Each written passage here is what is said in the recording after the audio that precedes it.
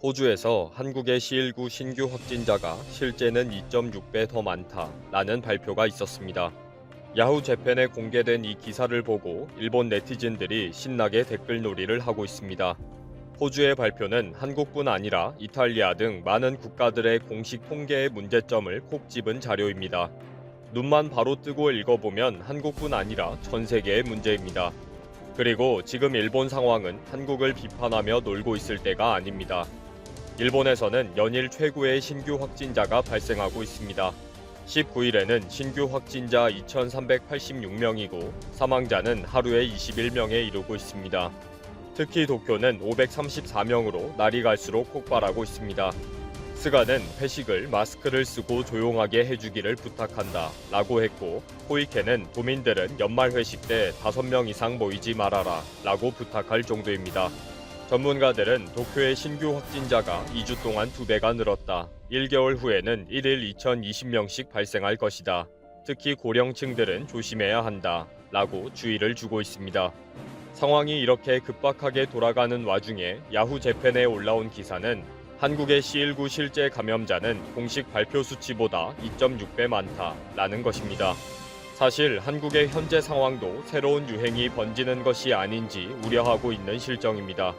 19일에는 신규 확진자가 343명이 발생해서 이틀 연속 300명대를 기록했기 때문입니다.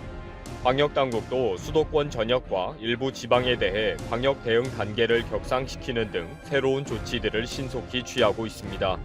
이때 호주 국립대가 18일 주요국의 실제 C19 감염률은 공식 보고된 것보다 훨씬 높으며 이탈리아의 경우 최대 17배의 차이가 날 것이라고 발표했습니다. 이번 발표는 영국 왕립학회보에 실렸을 정도로 공신력을 인정받은 연구입니다. 연구 방법은 3월부터 8월까지 미국, 호주, 캐나다, 한국과 유럽 11개국 등 총 15개국 8억 명이 넘는 사람들을 대상으로 보고된 일일 감염자 수와 사망자 수, 진단 검사 횟수를 분석하는 방식으로 했습니다. 분석 결과 실제 C19 감염률은 정식 보고된 수의 평균 6.2배가량 높은 것으로 나타났습니다.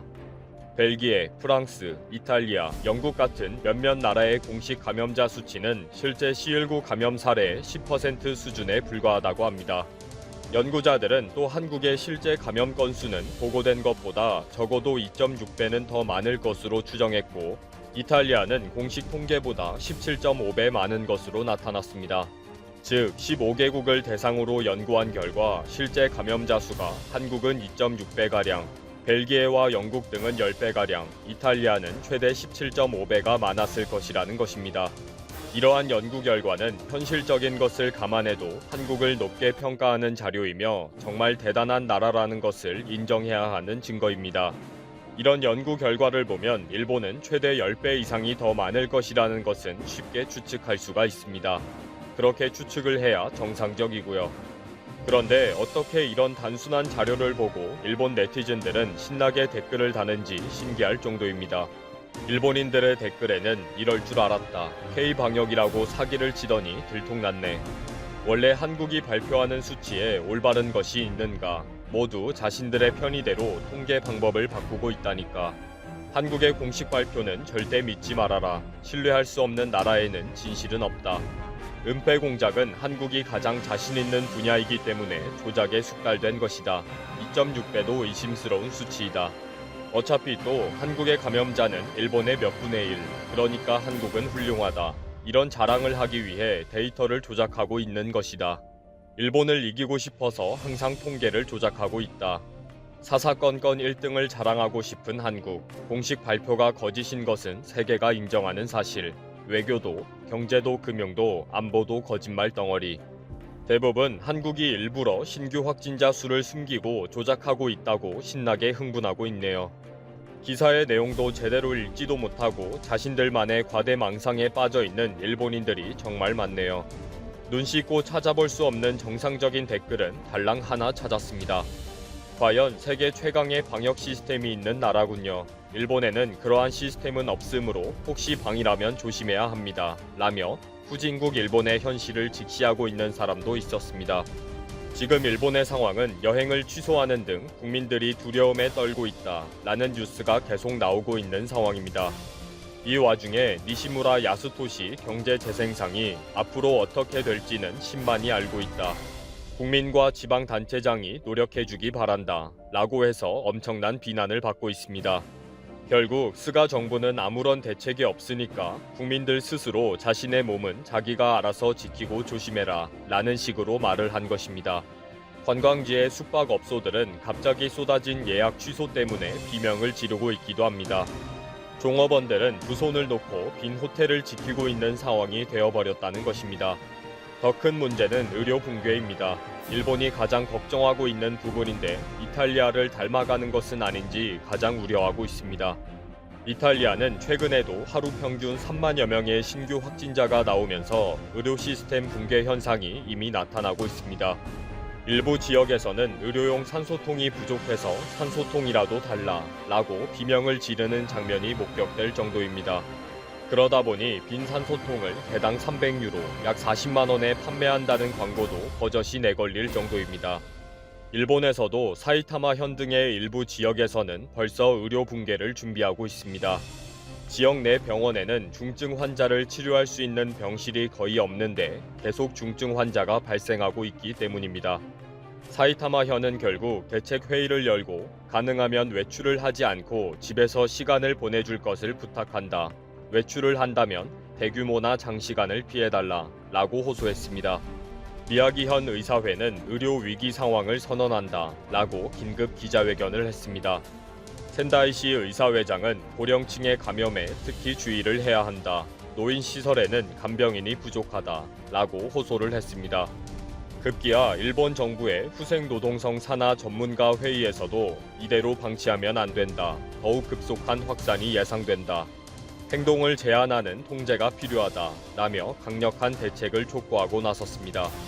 이대로 상황이 계속되면 의료기관에서는 예정되어 있는 긴급한 수술을 할 수 없게 되는 등 일반 의료와의 양립이 어려워질 가능성이 높다고 지적했습니다. 지금 일본의 상황은 숨어있는 신규 확진자까지 포함하면 통제 불가능할 정도의 상황입니다. 또 지난 10월 말과 11월 초에 이루어진 요코하마 경기장과 도쿄돔에서의 인체 실험에 대한 원성도 높아지고 있습니다. 결국 강제로 C19에 노출되도록 실험한 것 때문에 C19가 확산된 것이 아닌지 의심하는 것입니다. 일본의 상황은 이러한 때에 호주의 연구 발표도 제대로 이해하지 못하고 횡설수설하는 일본의 모습을 보니 어이가 없습니다. 러시아가 성능과 화력을 크게 개량한 최신의 야생급 유도미사일 탑재 핵추진 공격 잠수함을 내년에 태평양에 실전 배치한다. 미국 군사안보 전문 매체 더 내셔널 인터레스트와 러시아의 타르타스 통신 등에 따르면 러시아 해군은 오는 30일 성능이 크게 향상된 야생급 SSGN 카잔의 진수식을 갖고 내년에 태평양 해역에 취역할 계획이다. 885M 계획으로 불리는 카잔함은 2013년 취역한 1호 함세베로드민스크의 단점을 오랫동안 보완한 것으로 미 해군이 가장 신경을 곤두세우는 최신형 핵잠수함이다. 길이 120m의 수중 배수량 13,800톤인 야생급은 옛 소련 시절 건조돼 노후화된 아콜라급과 알파급 핵추진 공격형 잠수함을 대체하기 위한 것으로 수심 600m까지 잠입 능력을 갖췄다. 200MW급 OK650 KPM 원자로로 가동되는 야생급은 수상에서는 16노트, 수중에서는 31노트의 속도를 각각 낼 수 있다. 가장 조용한 최첨단 살인 병기로 평가받는 야생급은 특히 선체가 저자기성 강철로 음파 탐지기도 처음으로 원구형 소나를 장착해 적에게 탐지되는 것을 최소화했다. 그러나 자동화 덕택에 승조원 수는 90명에 불과하다. 주 무기로는 최대 사거리 2,500km에 500kg의 고폭탄두나 500킬로톤급 핵탄두를 장착한 3M54 칼리브로 순항 미사일 30기나 150에서 300km 거리의 함정 등 표적을 250kg의 고폭탄두로 무력화하는 P800 오닉스를 40발까지 적재한다. 또 구경 650mm 발사관 8기와 533mm 발사관 2기 등 모두 10기의 어뢰발 사관을 갖췄다. 마이클 코프먼 미 해군 분석센터 전문 분석가는 야생급이 미 해군의 시울프급이나 버지니아급 공격형 핵추진 잠수함에 필적한다면서 러시아가 배치하는 가장 탁월한 성능의 공격형 핵추진 잠수함이라고 설명했다. 러시아는 건조 중인 노브시비르스크, 크라스노야르스크, 아르한겔스크 등 4척을 합쳐 모두 7척의 야생급 SSGN을 배치할 계획이다. 지난해 말 현재 러시아 해군은 해추진 잠수함 등 모두 75척의 잠수함을 운영하고 있으며 이 가운데 한반도와 일본 등을 담당하는 태평양 함대에는 24척을 배치했다. 러시아 해군력 증강 박차 5세대 공격 잠수함 건조. 러시아가 차세대 공격 재래식 잠수함 개발에 나서고 기동성이 뛰어난 코르벳함 배치를 서두르는 등 해군력 강화에 박차를 가하기 시작했다. 23일 더 내셔널 인터레스트, 스푸트니크 등 외신에 따르면 러시아는 5세대 칼리너급 재래식 잠수함 계획을 추진하기로 했다. 러시아는 지난 2010년부터 시험항해에 들어간 상트페테르부르크 항로에 추가로 2척의 같은 급 잠수함 건조를 끝으로 4세대 라다급 잠수함 건조 계획을 중단하고 대신 5세대 칼리너급 잠수함 계획을 오는 2020년부터 추진하기로 했다. 익명을 요구한 러시아 해군 소식통은 상트페테르부르크함이 오랜 잠항에 필요한 공기분류 추진 체계를 갖추지 않은 데다 동력 추진체에 여러 문제가 발견됐기 때문에 이미 건조 작업이 시작된 2척을 끝으로 중단하기로 했다고 밝혔다. 추가로 건조되는 2척 역시 발트 함대에 배치되며 라다급 건조를 위해 확보한 예산은 대신 칼리너급 잠수함 건조에 전용될 계획이다. 차세대 칼리너급 잠수함은 성능이 개량된 AIP 체계와 무산소 발전소를 갖춰 디젤 잠수함처럼 재충전을 위해 수면 위로 부상할 필요가 없는 데다 핵잠수함처럼 원자로를 냉각하는 과정에서 소음이 크게 나는 단점도 없는 것으로 알려졌다. 또 합의에 따라 상당수를 중국에 판매하기로 한 것으로 전해졌다. 러시아는 또 차세대 코르벳함, 순찰정, 쇠빙선, 예인선 등 모두 15척의 신형 함정 건조 작업을 서두르거나 연내에 시작하기로 했다고 알렉산더 페도텐코프 러시아 해군 참모차장이 밝혔다. 이 가운데 가장 관심을 끄는 것이 바로 코르벳함이다. 러시아는 우선 2척의 건조를 서둘러 이르면 내년 중에 배치할 계획이라는 게 페도텐코프 차장의 설명이다. 배수량 800톤급의 시속 30노트 이상의 속도를 낼 수 있는 차세대 코르벳함은 정확도가 높은 미사일과 함포를 장착할 계획이라고 소식통은 덧붙였다. 한편 한반도 등 아시아 태평양 전역을 담당하는 러시아 태평양 함대의 핵전력이 대폭 증가한 것으로 나타났다. 4세대 보레이급 탄도미사일 탑재 핵잠수함 2호함이 지난해 9월 태평양 함대에 추가로 배속됐으며 올해에도 같은 급의 3호함이 배속될 예정이다. 1호함은 지난 2013년 태평양 함대에 배치돼 운용 중이다. 태평양 함대는 또 내년부터 5세대 야생 급순환 미사일 탑재 핵잠수함 2호함도 배치할 계획이다. 배치 계획이 순조롭게 진행되면 태평양 함대 SSBN 전력이 5척으로 늘어나 30여 년 만에 획기적으로 개선된다는 것이 군사 전문가들의 분석이다. 보레이급 핵잠수함은 건조된 지 오래돼 노후화된 델타 상급 SSBN의 대체함이다. 러시아는 블라디미르 푸틴 대통령의 지시로 오는 2020년까지 모두 8척의 보레이급을 건조해 배치할 계획이었으나 경제난에 따른 예산 문제로 6척으로 축소했다.